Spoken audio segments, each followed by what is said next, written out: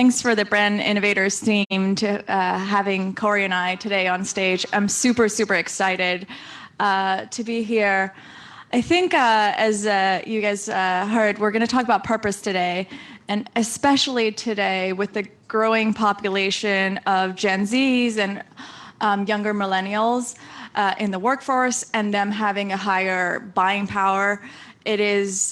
There's a wide discourse around this that you no longer can have external facing values, and if you don't embody those within your leadership, if you don't serve those externally and internally, you won't be able to keep that workforce, and you definitely can't have their wallet share. So Corey, I know you guys live and breathe this every day. Can you share a little bit about what the importance of purpose and value for you specifically, and then just in general for brands?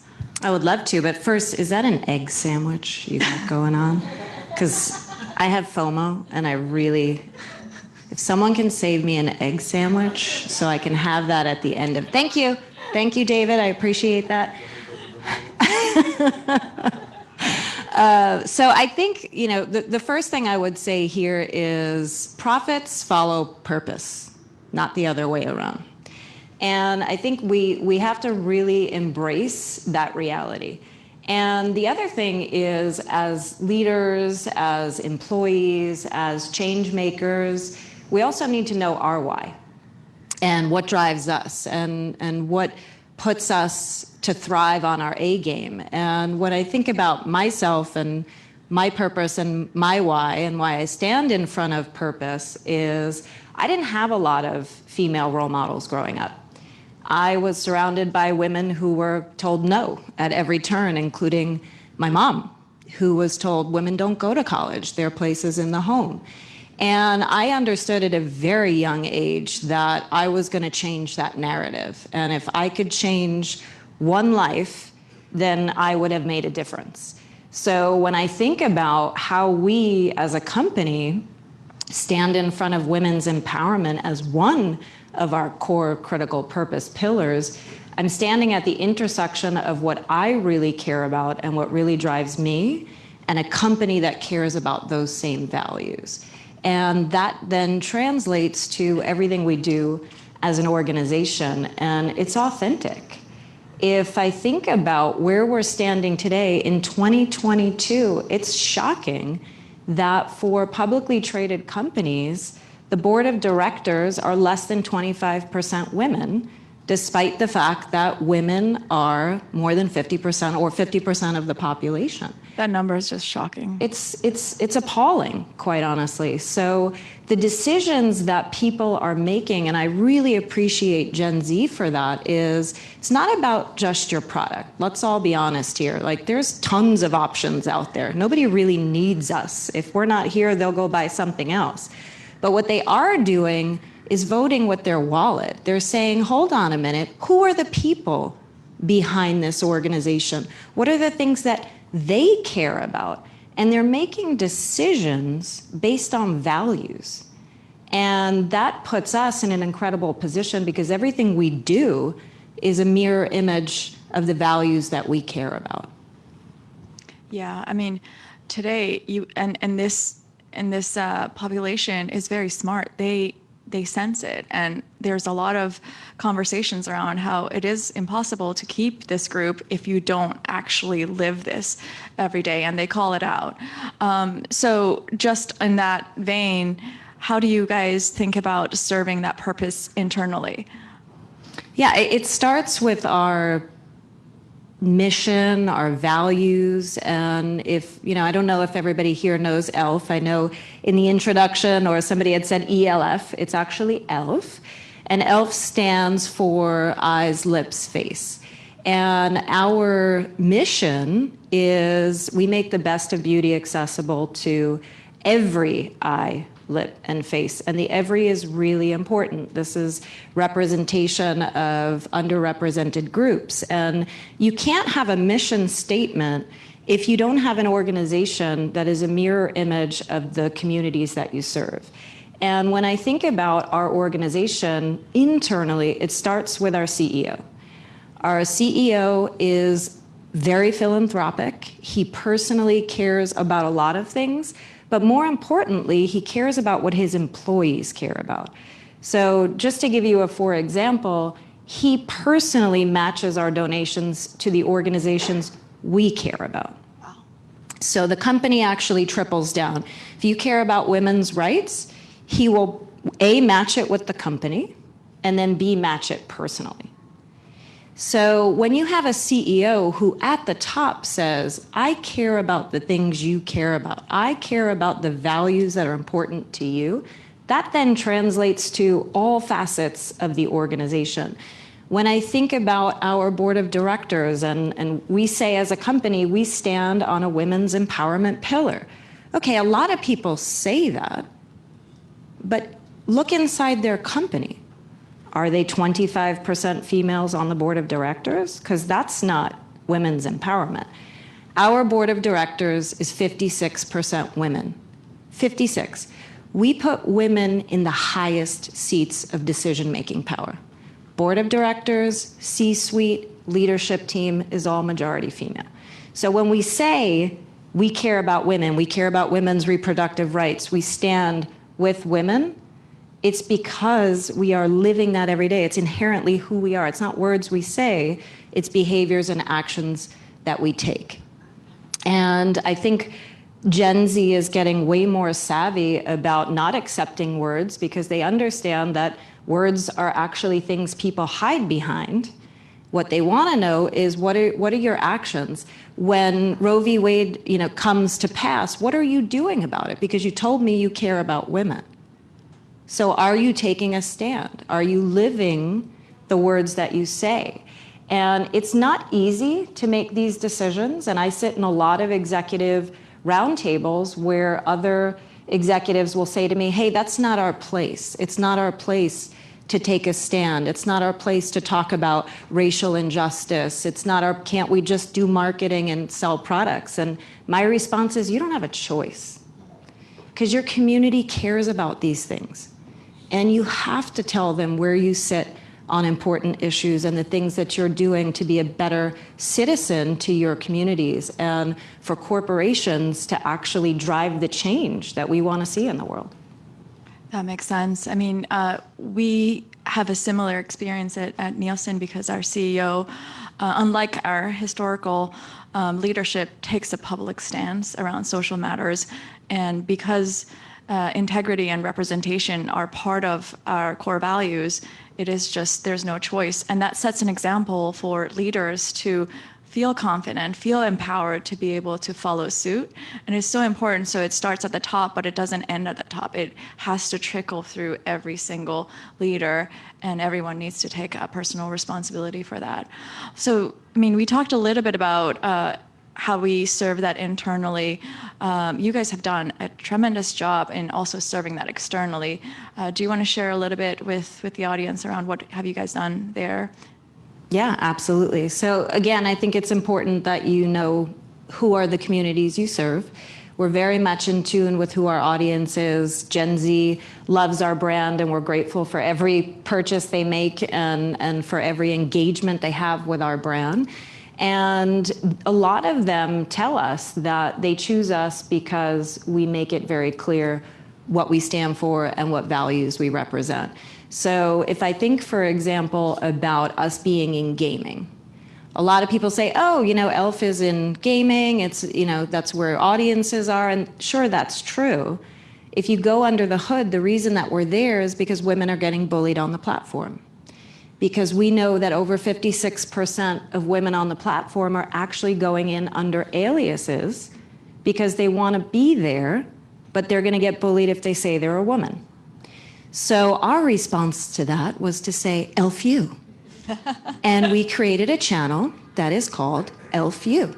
And it is an inviting place where women, men, transgender, all people, humans are welcome to come and game and talk about beauty and talk about their grooming habits. And it is an open platform for everybody. And we stream every 2 weeks long form content. We have no clue what we're doing, literally, no clue. I have no idea how I'm even in charge of this thing because it is definitely not my forte, but that's not what's important.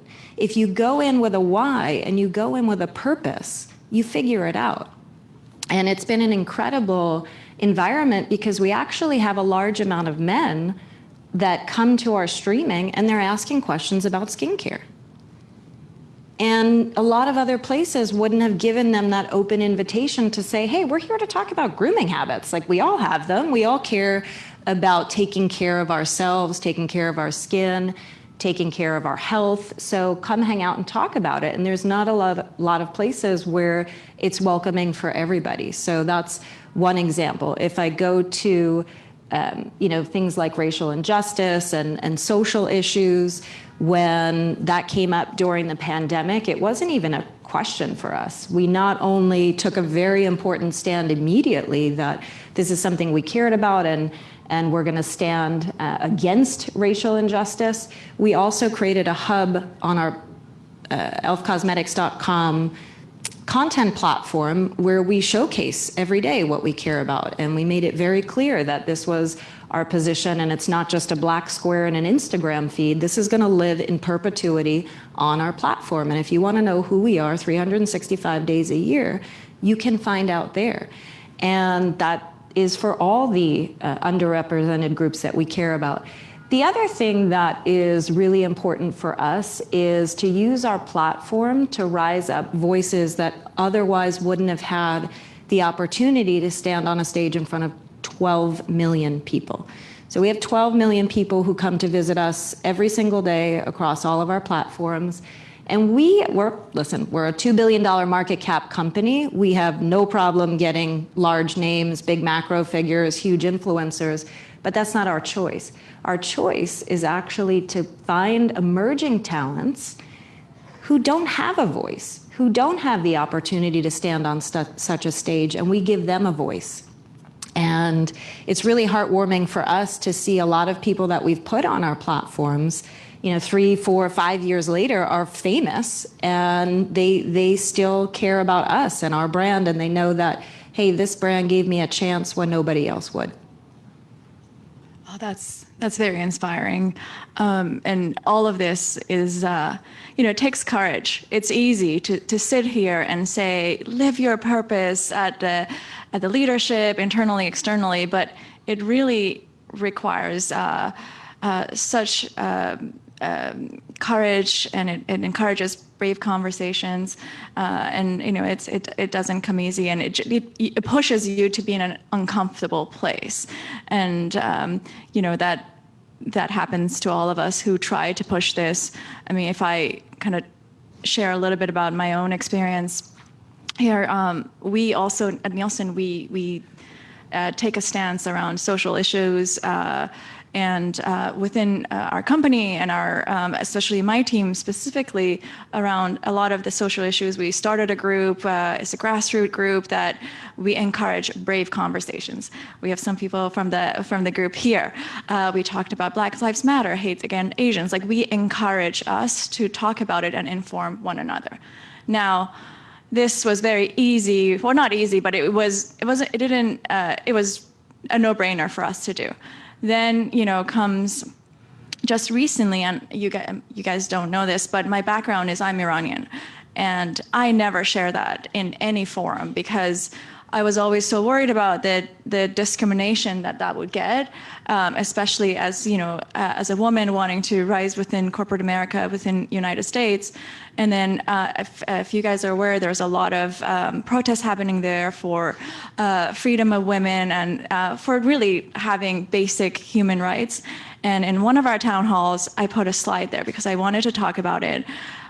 Because I felt, well, I can't be a hypocrite. I ask everyone to talk about these social issues, so I can't, stand behind it. But I remember, and it was the last slide, and I was praying the time would run out, and I don't get to talk about it. It's such an uncomfortable conversation to talk about my own experience, being assaulted by, these morality police. So, but that's what it takes. And I talk on stages all the time. I don't really get nervous. I wanted to throw up at that time, but it takes every single one of us to push ourselves to be uncomfortable, learn what we don't know, and really have those conversations.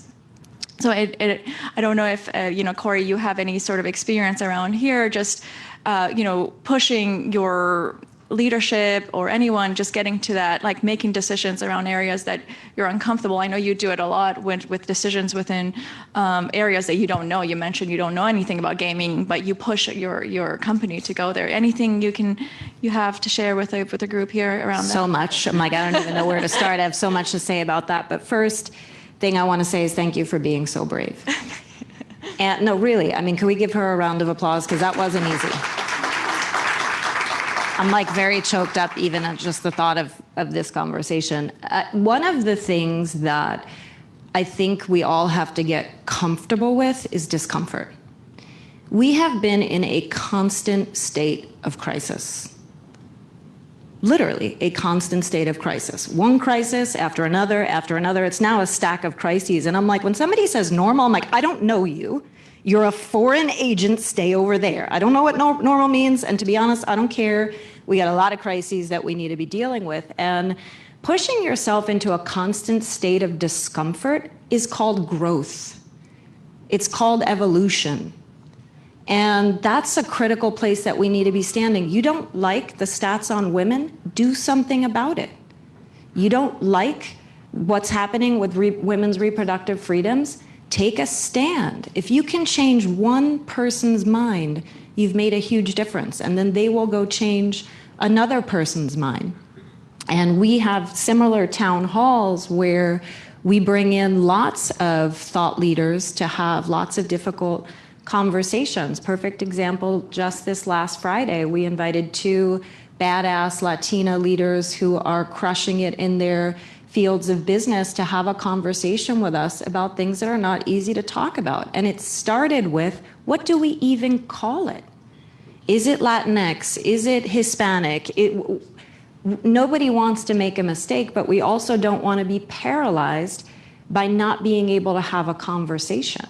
So we invite these topics into our town hall, and it starts with our employees. It starts with then us using that platform to carry those movements forward. So I would say inside all of your organizations and even inside your own homes, the conversations start with you. And it's okay to be uncomfortable. Remember, discomfort is growth, and change takes growth. It takes time, it takes energy, it takes effort. It's hard. It's really hard. There is no doubt it is really hard. And I don't like easy. So I sit in a chair of decision-making power, not by accident, by choice, and by really hard work, and by being fearless and heartful. A lot of companies are fearless, for sure. We are bold, leading with empathy and leading with heart, and that heart comes across in everything we do. And the other thing I would say, especially with what's happening in Iran right now and the attack on women's rights, not only abroad, but also in our own backyards, is when you see these things happen, it can be as simple as reaching out to somebody you know and saying, hey, I care about you, how can I help? It's that easy. And this is something really important that I think we forget. Your colleagues are hurting, people are hurting. Reach out with heart and then figure out what can you do about it. Yeah, I mean, you use the word paralyzed, and that's so true, because a lot of people feel paralyzed when it comes to these conversations because we don't have the right words, we don't know the right thing to say, but that's what prevents us for taking those steps. But to your point, it starts with those smaller steps of reaching out, saying, I don't know what to say, but I want to say something. Can you give me a voice? Can you help me? And that, when you do step out of that, it is the amount of support that you get from people you didn't even know that reach out and say thank you for saying that, thank you for talking about your experience. That's how you build a company, because company is people, and people are the strongest assets that you have, that you need to make sure. So if you go back to corporations, we all have we work for corporations with very specific financial goals, but we want, every financial goal is around getting the highest value on your assets, and you have nothing more than your people as your assets. So it is so important to take that extra time, and I don't even think we have a choice anymore not to do that. It's just that's the future, and I'm very excited about it, because that's pushing all of us to be better. Corey, anything else you want to share? We wanted to open the floor for questions for us, especially for Corey. You've done amazing things, and we can't cover that all in 25 minutes. But anything else you wanted to share with the group here? Well, because you are our partners at Nielsen, and we talked about that in the green room, I do think it's important to maybe spend a beat on data. And the importance of data in decision making. And one of the things that I like to think about when it comes to decision making is I make decisions on 3 planks: art, science, and gut instinct. And I think the really important thing on all 3 of those is one shouldn't happen without the other. Sometimes your gut needs to be a manual override switch for what the data is telling you. And that's really important to think about. If I think about a number of choices that we've made, which is getting a lot of reaction from you, even just what I've talked about this morning, the data didn't lead us there. The purpose did, the gut instinct did. The data is of critical importance, but not by itself. And that's where the art comes in. What is the story? What is the insight? How does that meet at the intersection with who we are, what we stand for, what we're about? And then what do we do with that? What actions can we take? And the other thing, if I go back to the word paralyzed, some people get paralyzed by data. And this data says this, so therefore I have to do this. What I would say to that is you've got to see beyond data points. And if you think about stars in the sky, data is points, right? You look up and you say, okay, I see all these dots. What matters is the constellation. Put the dots together and make the constellation, and that would be your guiding light. That's so interesting, and I is one of those other topics that's easier said than done. Is there an example that you can share with us that you have done this, like actually data? So many. I'll use one because TikTok is a popular platform that we all like to talk about for obvious reasons. And we were one of the first brands on the platform, and we did that despite the data telling us that there was no KPI and no way to explain whether or not this thing was going to pay off. And if I had listened to the data or followed only a spreadsheet of KPIs, I would have said, we'll wait this out, which is what a lot of companies did. And one of the reasons we're having outsized success is because we didn't sit on the sidelines and wait for the data to tell us it was the right time to move in. We went in blindfolded with a blank canvas. And no data in the planet would ever tell you that's the wise thing to do. And it worked out really well for you guys. Worked out pretty well. Well, there's a lot more to unpack here, but I'm conscious of time, and I do want to give the audience a chance to ask questions if they have. I see hands raised already. Maybe we can get a mic. You're pretty loud. I will. Hi. I'm Noah Mallon. I'm with Imagine. We're Warner Music's Gen Z marketing, publishing, and creative arm. So, Corey, it was really interesting when you were talking about gaming and what Elf is doing in gaming, and you mentioned transfolk. And what we see with Gen Z sounds like it reflects what you see too, which is more embracing of gender fluidity. And in the beauty space, I'd love to hear you talk about how you've incorporated that into how you think about how Elf plays in that space and represents that. I love that, Noah. Nice meeting you. Nice to meet you. So it's definitely a controversial conversation. And not everybody feels the same way. So I would put this in the same conversation as all tough social issues where whatever position you take, you're going to piss somebody off. And just get ready to piss people off, right? What we're doing pisses people off. People are pissed that we're on the platform. People are pissed that we're rising up underrepresented voices. People are pissed that we're standing in front of the transgender community. I'm okay with that. I'm okay with that because I know that the arc of the narrative is going to bend in the right direction, and I want to stand on the right side of history. So the answer to your question is you got to be okay with pissing people off. It is a tough conversation. A lot of people don't want to have it. A lot of people are against it. Right now in the beauty space, there's actually a very controversial subject matter happening with one of our retailers who is under total transphobic assault. And that's part of taking a stand. They are standing with the transgender community and they're getting annihilated for it. And they came out and instead of saying, we take it back or we apologize, they said, hate doesn't belong on our platform. You have a choice, choose kindness. So I know that's probably not an easy answer that people want to hear, but fundamentally it goes back to what I started by saying, which is you've got to be at the intersection between what you care about personally, because this shit is hard, and what your company cares about. If your company doesn't care about these issues, it is going to fall on deaf ears. So if you have alignment in your organization that these are things that you care about, if you are a mirror image of the values that you hold dear, if your behaviors are in line with what is going on in your heart, then the answers are actually natural. You don't need a spreadsheet for that. You need to follow your heart, and we wear our hearts on our sleeves. You're welcome.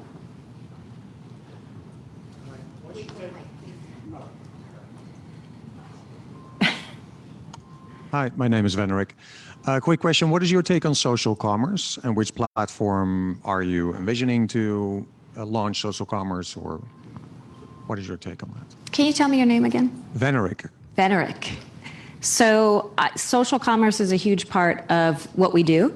And one of the things that we think about is that our own e-commerce site is actually a digital ecosystem that powers all of the other zones. And we're very democratic in our approach that we don't actually care where you buy our products. We don't care. If you want to buy them on our website, fantastic. It's commerce enabled. We love that. Come join us, hang out with our loyalty. But if you choose to buy somewhere else, come back, give us the receipt, and you'll get points on our loyalty program. So what we care about is people being able to shop where they want, when they want, and how they want. And if that's on Instagram's platform, if that's on TikTok, if that's on the Facebook marketplace, we are totally open for business everywhere you want to shop. In terms of my own personal feeling about where it's going, I think everything will be shoppable. Not just your social feeds. I can envision a world where you're watching TV and you see an outfit in your favorite show and you're just like, whoa, I want to know what that's wearing. And then in 24 hours, it shows up in your living room. So I'm all for it. I think it's absolutely fantastic. When you're in the mood, spirit of buying, one click to purchase is really the future. Thank you. I think we're out of time. No, don't you want to hear more from us? But yeah, thanks again, everyone, for being here, and for Brand Innovators for having us. Hopefully there's going to be a lot more conversations like this because the industry needs it. So thank you.